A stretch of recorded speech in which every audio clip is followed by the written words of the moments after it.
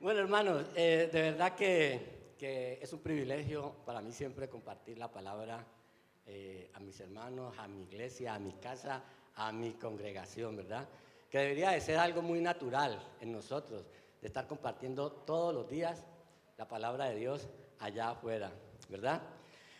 Hay momentos en nuestras vidas, momentos inesperados, hay momentos en que estamos haciendo todas las cosas bien, pero de repente llega algo que no nos cuadra, ¿no? ¿Y por qué esto? ¿Por qué lo otro?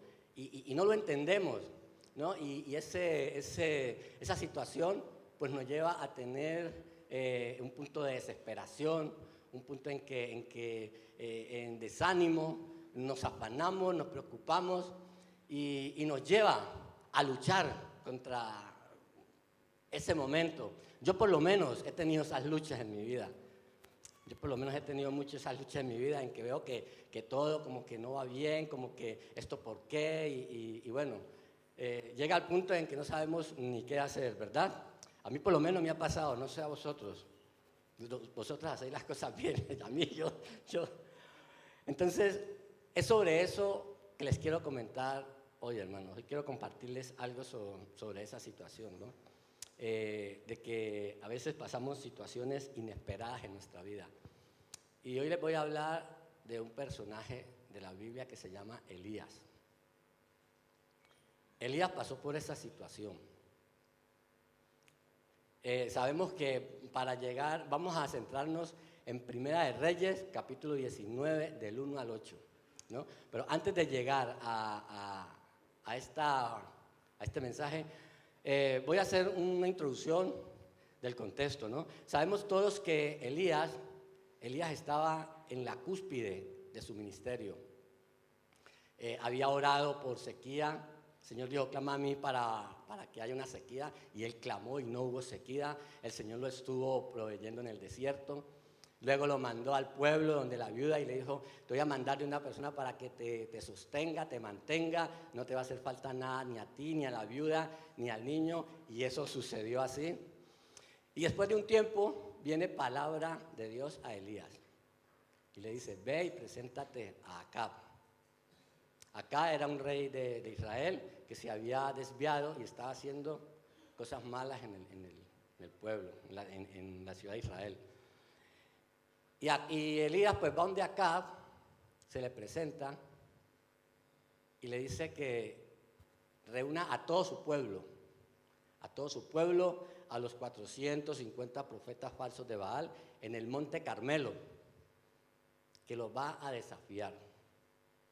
Y Acab va, trae su pueblo al monte Carmelo, y entonces les habla Elías, ¿no? Le dice al pueblo, ¿hasta cuándo vas a claudicar? ¿Hasta cuándo vas a cojear? ¿Hasta cuándo vas a vacilar? Si tú crees que Dios es Dios, síguelo a Él. Si tú crees que Baal es tu Dios, síguelo a Él. Pero no puedes estar amando a Dios y amando a esto, amando lo otro, amando. Entonces los exhorta, ¿no? Y le dice acá, les dice que lo va a desafiar. Hoy vengo a retarlos, hoy los voy a desafiar. Y manda acá, bueno, como les decía, a que recogiera a todo el pueblo y los 450 de Baal, más otros 450 profetas de Acera.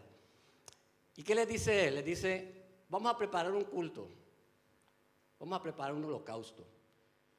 Vamos a traer 2 bueyes, los despresamos, los ponemos hacemos el holocausto, y clamamos al Dios, y el Dios que mande fuego, ese es el verdadero Dios. Imagínate, los reta de una manera impresionante, ¿no?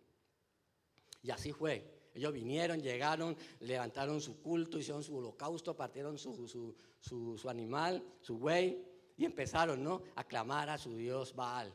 A clamar a su Dios Baal, comenzaron a saltar, a brincar, y clamen, y no había nada, ¿no? Y me encanta mucho, yo me di cuenta leyendo que en ese tiempo ya existía el bullying. Sí, no, de verdad, ya existía el bullying, mira. Porque dice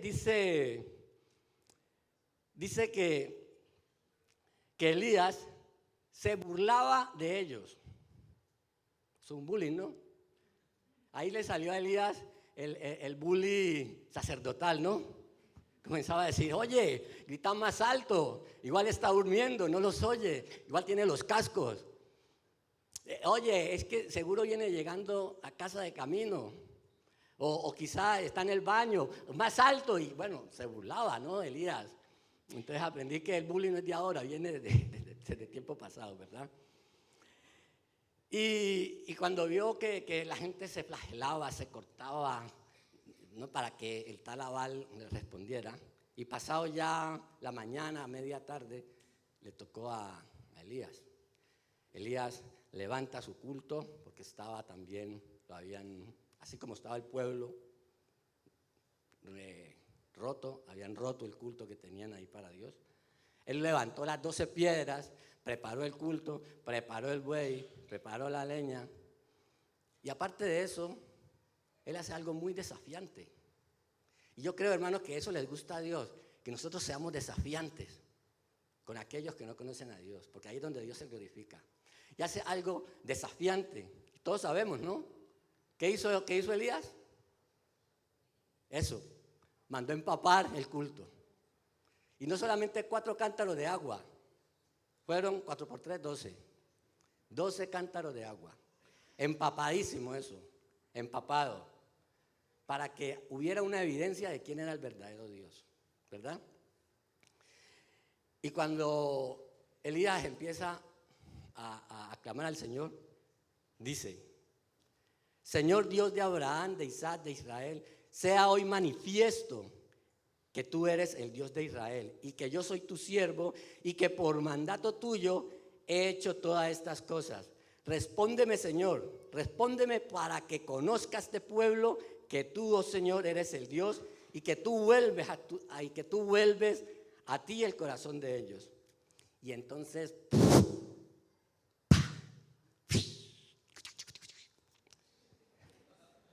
cayó fuego del cielo. Y es algo tan impresionante que dice que consumió. Imagínate las piedras que tenía que haber levantado, 12 piedras. Yo cuando he hecho alguna barbacoa, atizamos con piedras, con la madera, y por mucho fuego que uno le meta, las piedras no se consumen, las piedras se ponen negras, calientes, pero no se consumen. Y dice la palabra que consumió hasta las piedras, las volvió polvo, el agua las secó, ¿no? Y claro, el pueblo al ver esto comienzan a clamar a Dios, a enseñorear a Dios, ¿no? El Señor es Dios, el Señor es Dios, el Señor es Dios. Y entonces, es que este Elías era tremendo. Hay mismo dice, no, esta es mi oportunidad. Están ahí con energía. ¡Hey! ¡A por ellos! Y se van.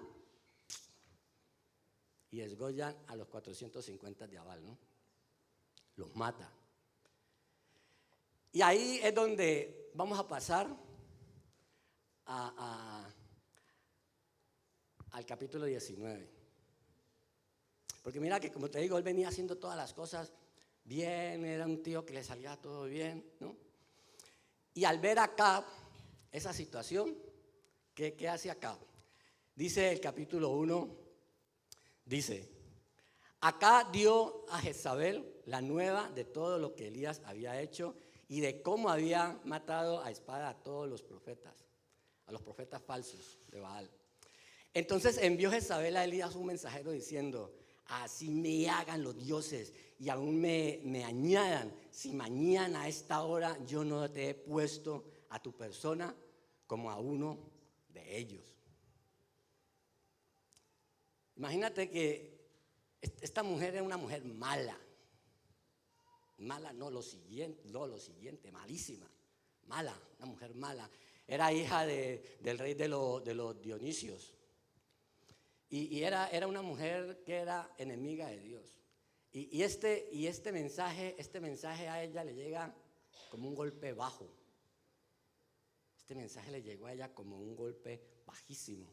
Y esa mujer se llenó de ira, se llenó de odio, pero a mí, pasarme esto a mí, y ese Elías, no, pues, no. Ella había matado profetas que tenía encarcelados, profetas de Dios, los había matado también.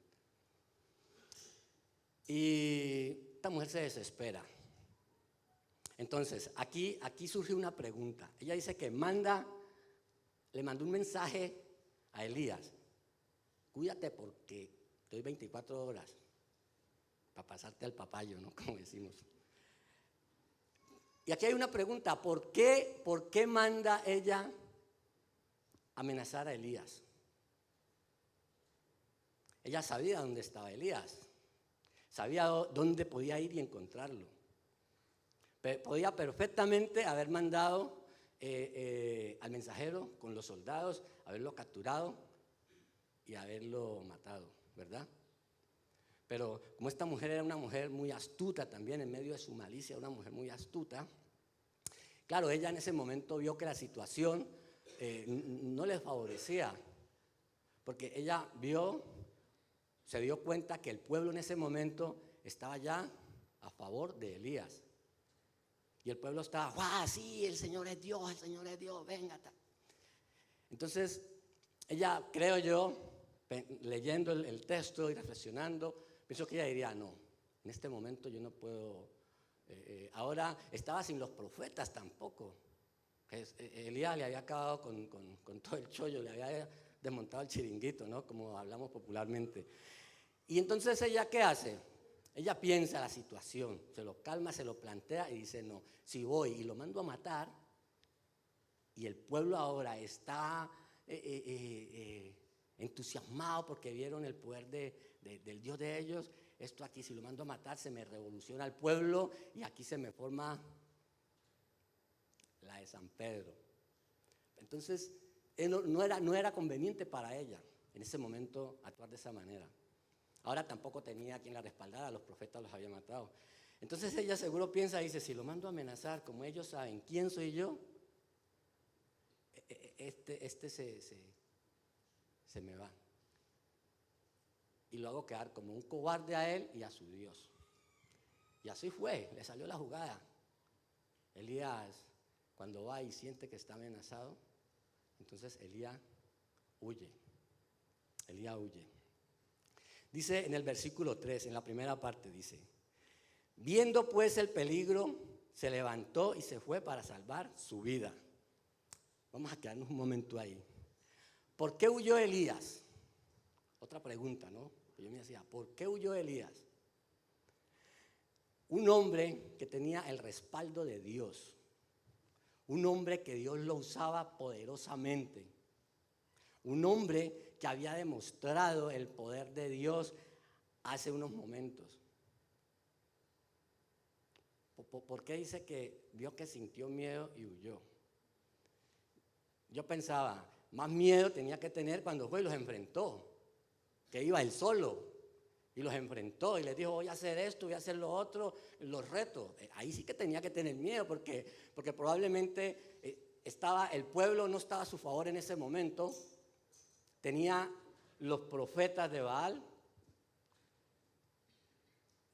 y estaba solo. Ahí sí que tenía que tener miedo él. Entonces, ¿por qué huye? ¿Por qué huye Elías? Y probablemente acá también tenía a sus soldados. O sea, él estaba solo en ese momento frente a toda esa multitud, ¿verdad?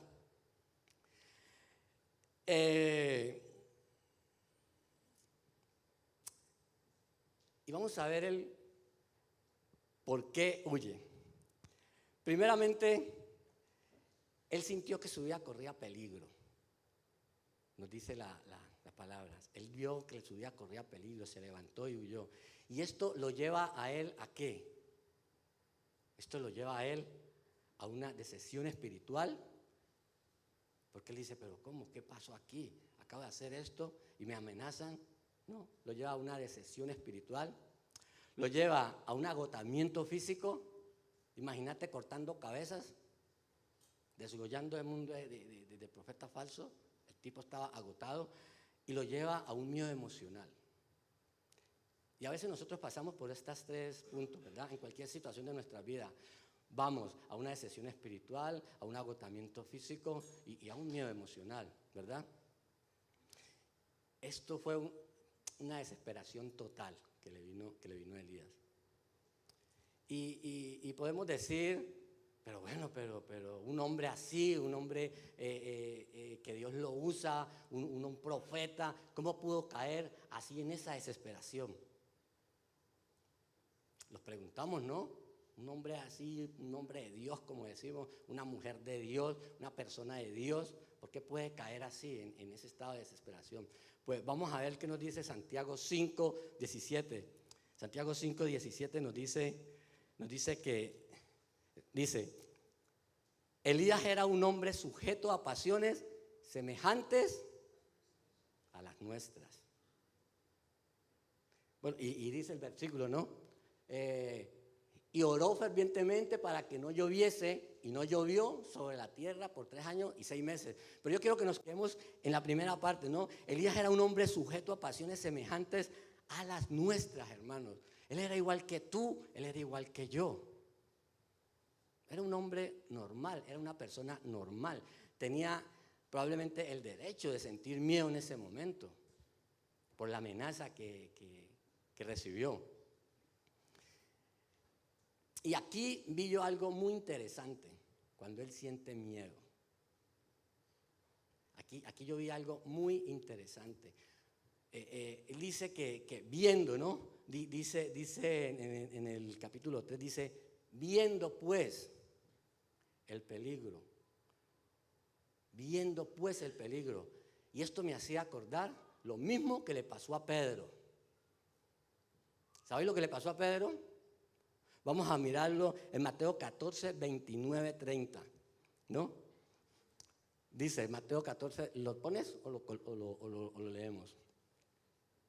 Dice Mateo 14, 29, 30, dice que cuando él vio que Jesús venía, Jesús lo mandó a que saliera de la barca y que caminara, ¿no?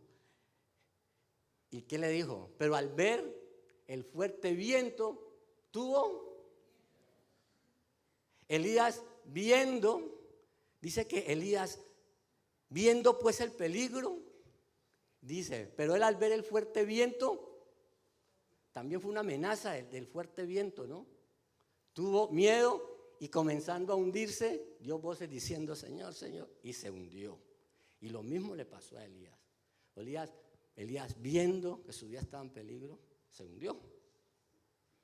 Espiritualmente se hundió. ¿Qué estamos viendo nosotros, hermanos, en medio de nuestra vida, en medio de las situaciones que estemos pasando? Porque no estamos libres de pasar situaciones en nuestra vida, no estamos libres. Pero, ¿qué estamos viendo? ¿Qué estamos viendo nosotros en medio de la situación? Estamos viendo lo que el enemigo nos quiere mostrar, lo que el enemigo quiere que nosotros veamos. O estamos en medio de la situación, seguimos con la mirada puesta en el Señor Jesús. ¿Qué estamos viendo nosotros?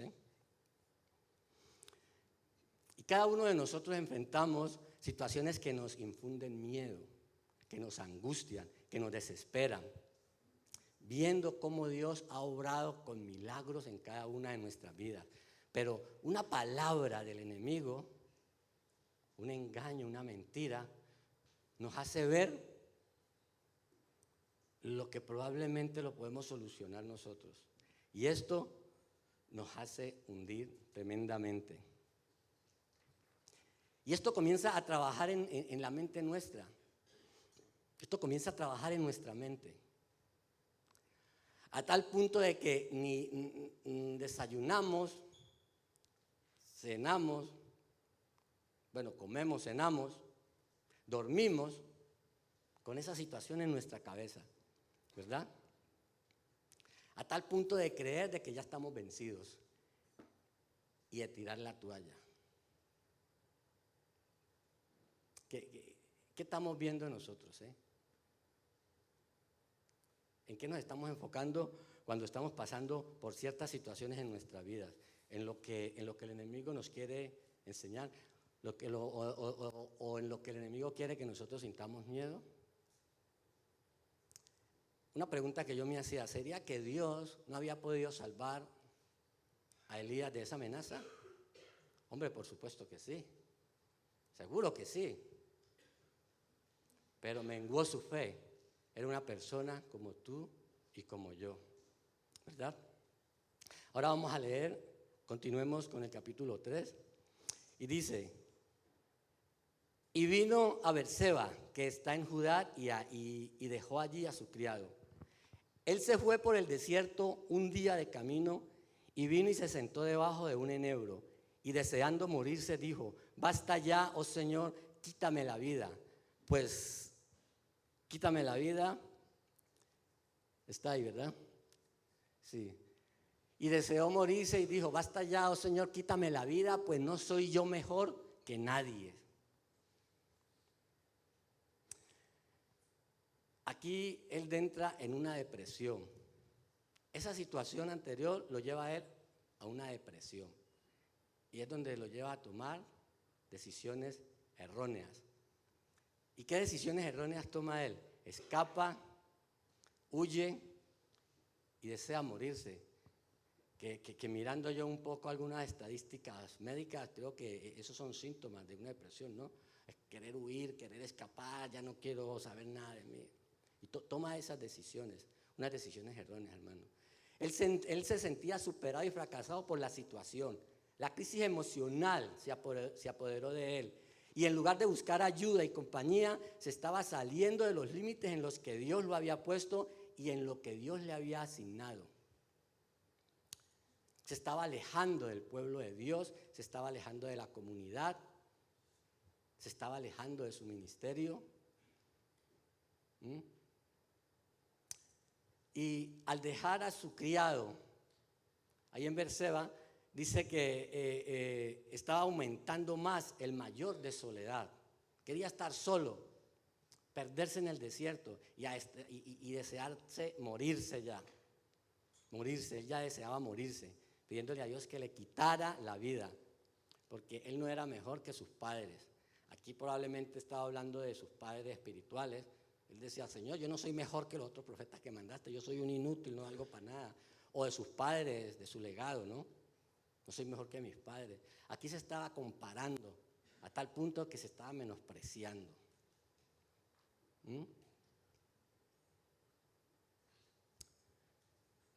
Yo me identifico con Elías, aquí, cuando he pasado mis luchas, ¿no? Porque cuando enfrentamos momentos inesperados nos ocurre lo mismo. Queremos rendirnos, nos vemos como los únicos que sufrimos en el planeta, nadie nos entiende, nos apartamos de todo, no buscamos ayuda y quizás no quisiéramos morir, quizás no deseemos morir. Pero le decimos al Señor, basta ya, no puedo más con esto.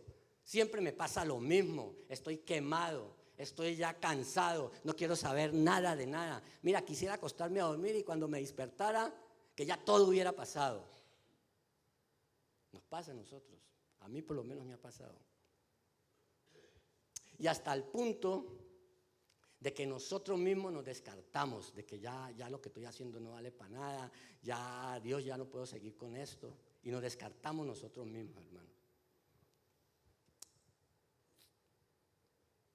¿Qué estamos viendo? ¿A dónde nos está llevando? ¿A dónde llevó la depresión de Elías? A una desesperación total. Dice el versículo 5 y 6. Dice,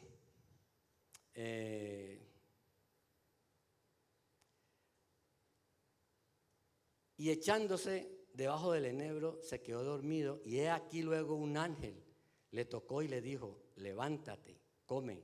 Entonces él miró y he aquí a su cabecera una torta cocida sobre las ascuas y una vasija de agua, y comió y bebió y volvió ¿a qué? A dormirse. Aquí esto sí que me encanta, hermanos. Aquí esto me fascina. Porque mira, él deseaba morirse y se fue para el desierto. Pero en medio de su situación, él clamó a Dios, basta ya, Señor, basta ya quiero morirme, Señor. El Señor, yo creo que desde arriba lo mira y decía, este es lo que está pensando. Si supiera lo que yo tengo para él, ¿no? Y a veces somos así, veces queremos, no, Señor, es que ya no, es que yo ya no, es que no me va a salir esto, es que Eider nos lo decía ahora, pide un milagro y créelo, créelo, créelo. Y a veces decimos, no, es que ya yo estoy orando y no me salen las cosas, ¿no? Pero él en medio de su angustia era un hombre que conocía de Dios, conocía lo que Dios había hecho anteriormente con él y a través de él.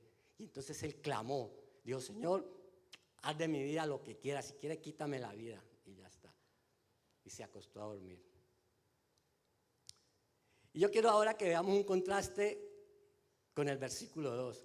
¿Qué nos dice el versículo 2? Dice que lo mandaron a amenazar, que mandaron un mensajero, ¿no? Y él se llenó de miedo. Pero aquí, hermanos, aquí vemos cómo Dios nos ama, cómo Dios nos cuida, porque Dios también mandó un mensajero, un enviado.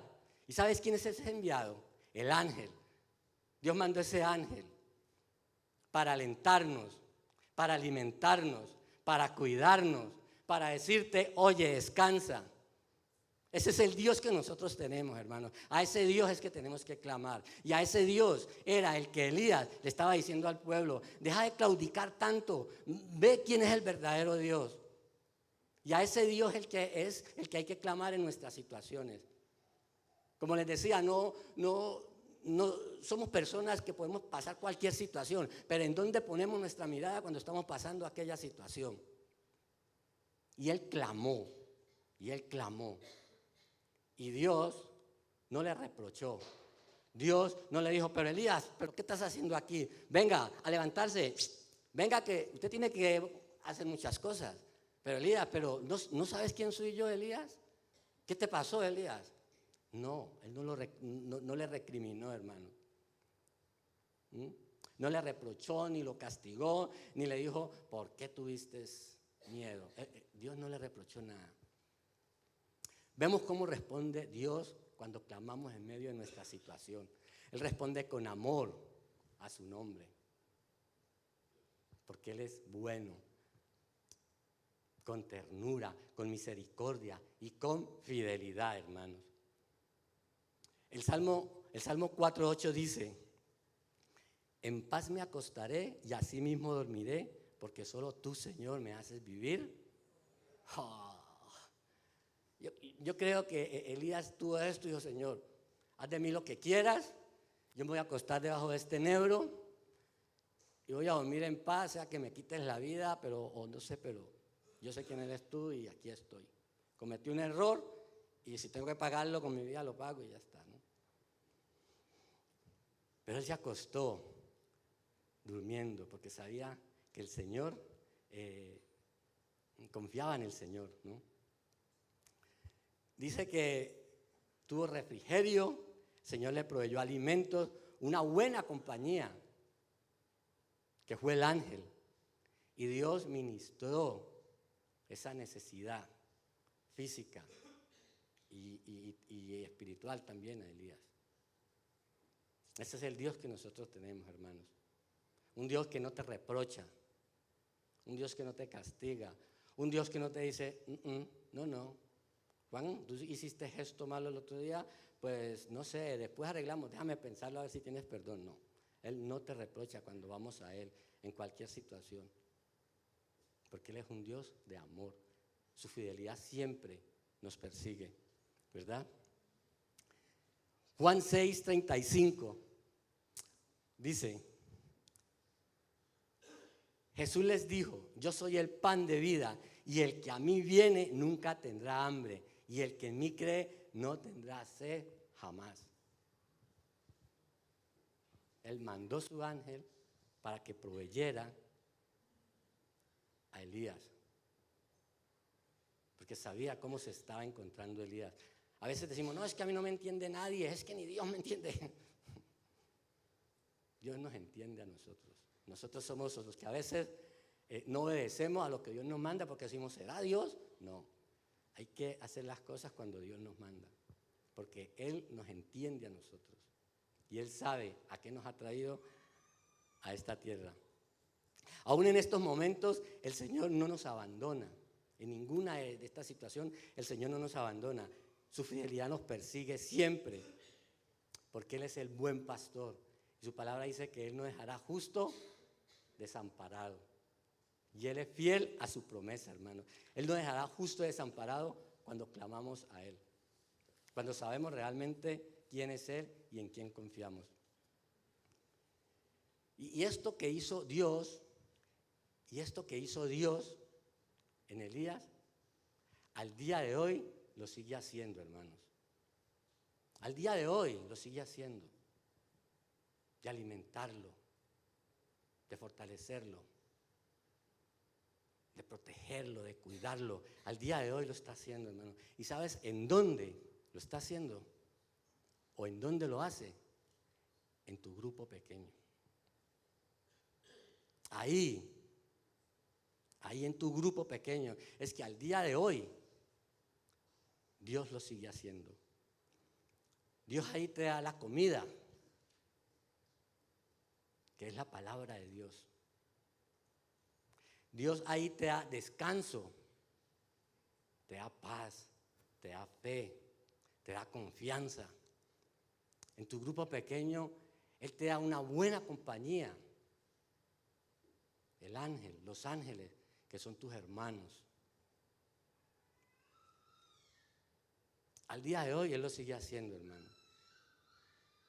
Y es ahí, en tu grupo pequeño, donde Dios ministra nuestras necesidades físicas y espirituales, alentándonos, fortaleciéndonos y levantándonos, hermanos. Y es ahí, cuando estás en el grupo pequeño, que es muy difícil de que tú caigas en esta situación. ¿Sabes por qué? Porque ahí están los hermanos para ayudarte. Ahí están los hermanos para decirte, oye Luis, ¿qué te está pasando? Aquí estoy yo. Ven para acá, vamos a orar por ti. ¿Qué necesitas, Luis? No tengas esos pensamientos. Perdona a aquella o aquel que te ofendió. Ahí es donde nos da paz el Señor, donde nos da la comida espiritual.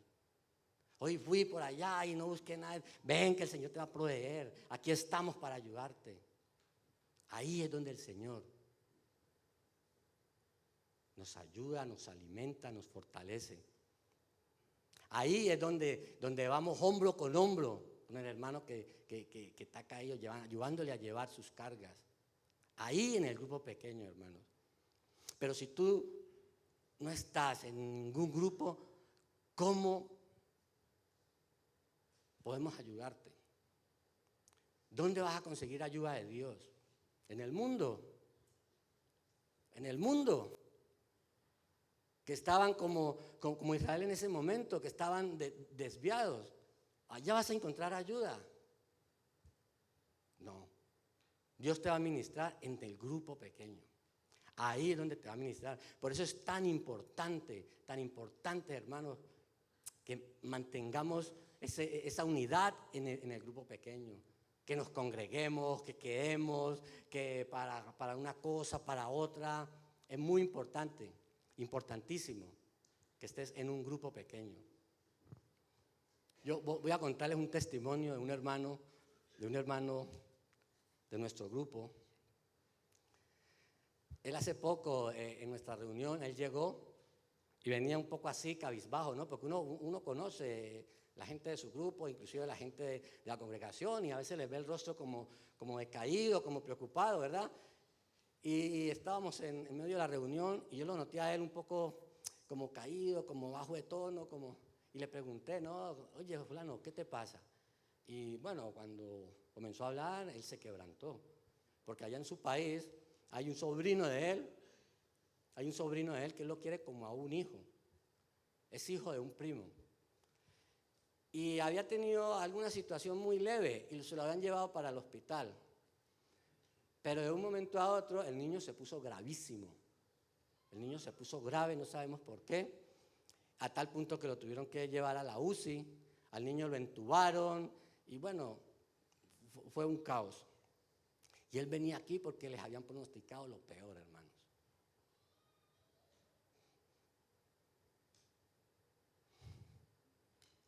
Le decían que el niño se iba a morir. Y este chico estaba destrozado, porque era un sobrino que lo quiere como a un hijo. Nos decía, nos levantamos, paramos la reunión, nos levantamos, empezamos a orar por él. Oramos porque el Señor le diera paz, porque el Señor le diera tranquilidad, porque el Señor trajera ese refrigerio espiritual en ese momento a su alma, a su vida. Y después oramos por sanidad. Oramos porque el Señor hiciera ese milagro en ese niño. No sé si tú estabas ese día, Luis, ¿no? Y oramos ese día por él.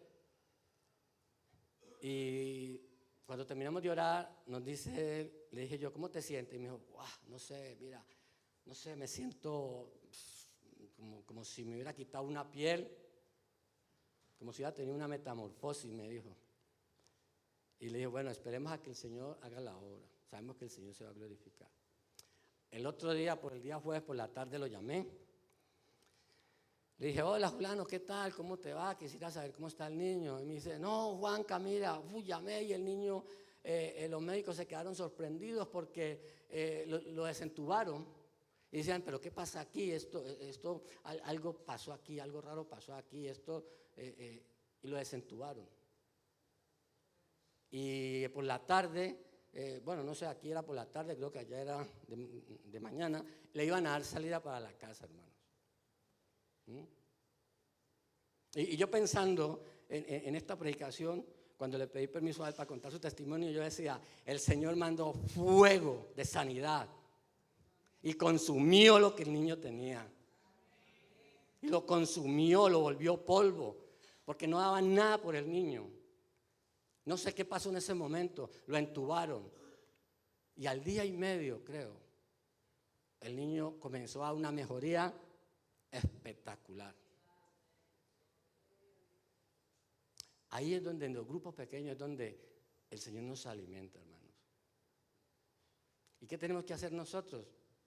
En los grupos pequeños, entre comillas, hacer lo ordinario. Porque el de arriba hará lo extraordinario, gloria a Dios. Yo le doy un aplauso al Señor por eso. Amén, amén, aleluya. Gloria a Dios.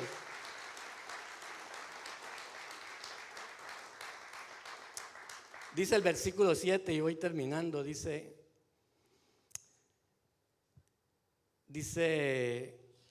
y volviendo el ángel del Señor la segunda vez lo tocó diciendo, levántate y come, porque el largo camino te resta. Se levantó pues y comió y bebió, y fortalecido con aquella comida, caminó 40 días y 40 noches hasta Horeb, el monte de Dios. Hermano, básicamente Dios ignoró la petición de Elías. Al contrario, Él le dio descanso, lo alimentó, lo fortaleció, porque aún le quedaba mucho por terminar con Elías y por terminar lo que Elías, a lo que el Señor le había encomendado, ¿no? Él tenía que terminar la misión de Dios, que era ir a llevar la palabra de Dios, continuar llevando la palabra de Dios. Él tenía que ungir reyes. Él tenía que dejar su legado, hacer su discípulo. Y yo creo que esa misma misión es por la que el Señor te ha escogido a ti y me ha escogido a mí también.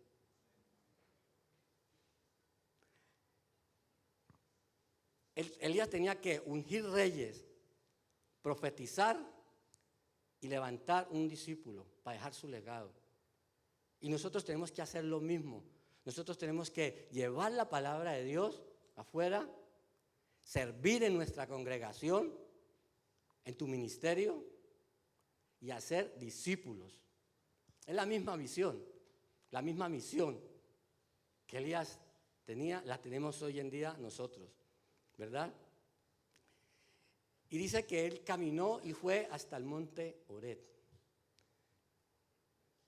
Y probablemente Dios lo llevó a que tuviera un nuevo encuentro con él, para reafirmarle quién era él.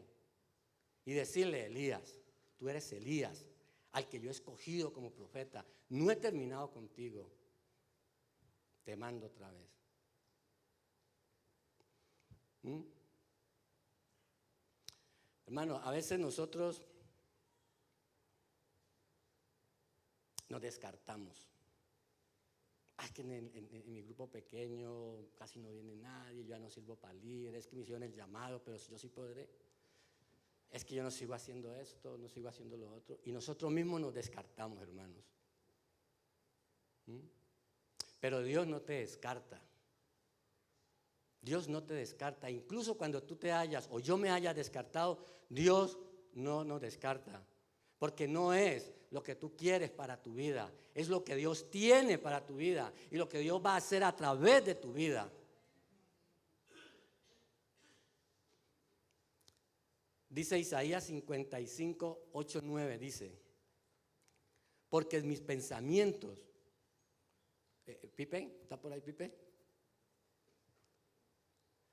Porque mis pensamientos no son vuestros pensamientos, ni vuestros caminos mis caminos, dijo el Señor. Como son más altos los cielos que la tierra, así son mis caminos, más altos que vuestros caminos, y mi pensamiento más que vuestros pensamientos, hermanos. Elías tenía un pensamiento en lo personal. Señor, yo quiero que hagas esto conmigo. Dios, es que yo ya no puedo. Dios, es que yo no soy mejor que nadie. Pero Dios tenía otros pensamientos para Elías, como los tiene para mí en esos momentos que yo he pasado por esa situación, como los tiene para ti. Él tiene pensamientos de bien para ti.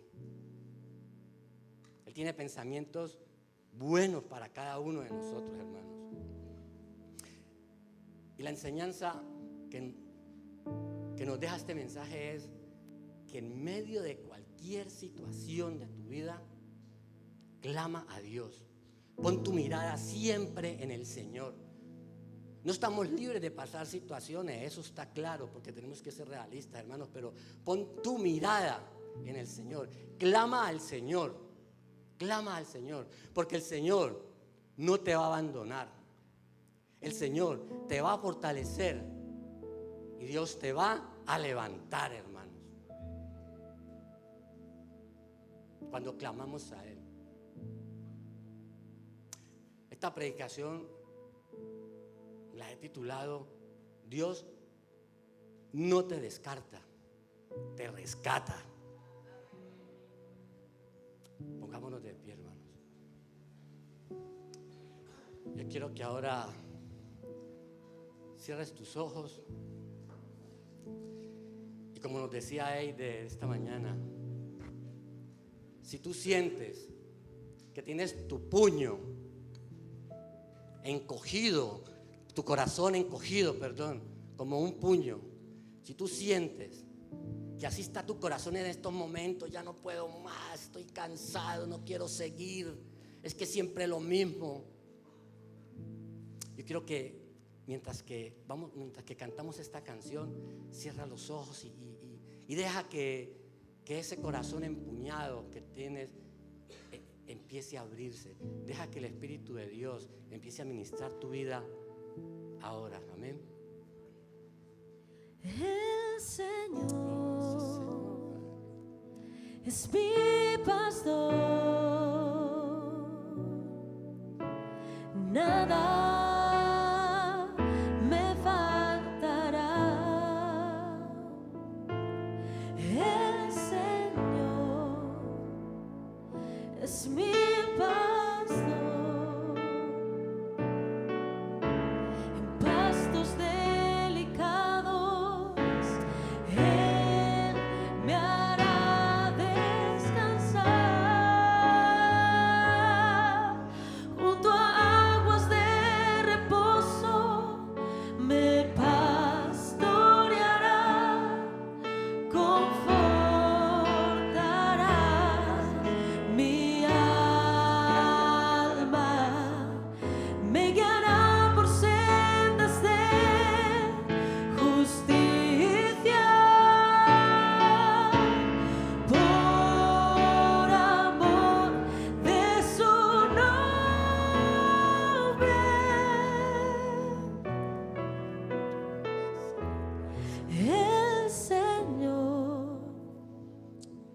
es mi pastor, nada me faltará. El Señor es mi pastor, en pastos delicados Él me hará descansar, junto a aguas de reposo me pastoreará, confortará mi alma, me guiará por sendas de justicia, por amor de su nombre. Gracias.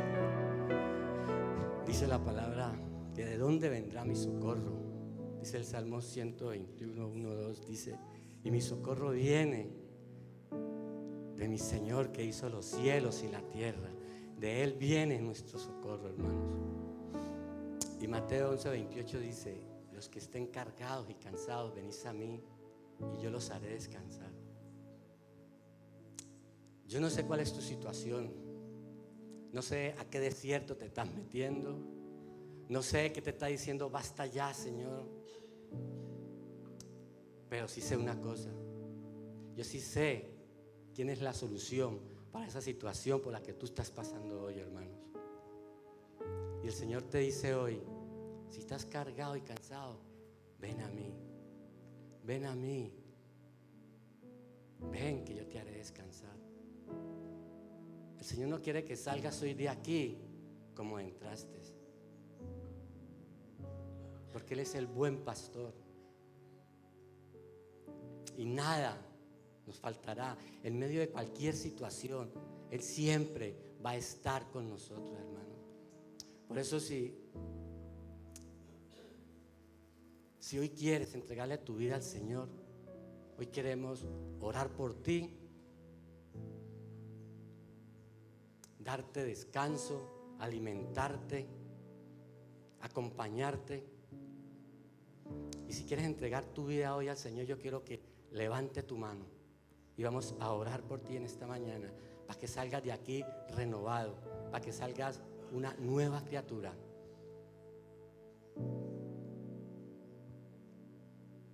No sigas luchando con esa situación, hermano. No sigas luchando con el basta ya. Hoy es el basta ya, pero de esa situación por la que tú estás pasando.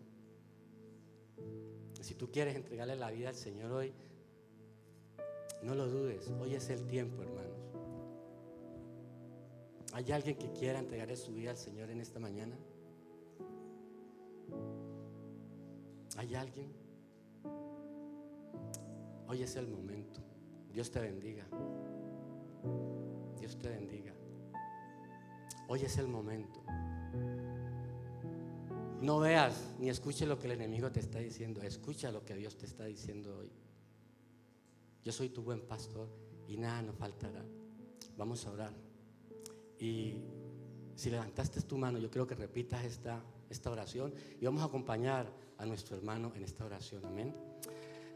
Bueno, Señor, gracias te doy por este tiempo, Señor. Padre, gracias porque hasta hoy dije basta ya, pero no a ti, Señor, sino basta ya esa situación por la que yo estoy pasando, Señor. Y hoy vengo, Padre, rendido, desesperado, decepcionado delante de ti, Señor, para que seas tú fortaleciendo mi vida, Señor, para que me levantes y para que hagas de mí una nueva criatura, Señor. Yo me arrepiento de todos mis errores, Señor, de todos mis pecados, Padre Santo. Y vengo a ti, Señor, a que me hagas descansar en verdes pastos, Señor. Te recibo como mi único Señor y como mi único Salvador. Y a ti sea toda la gloria y la honra en el nombre de Jesús. Amén. Amén.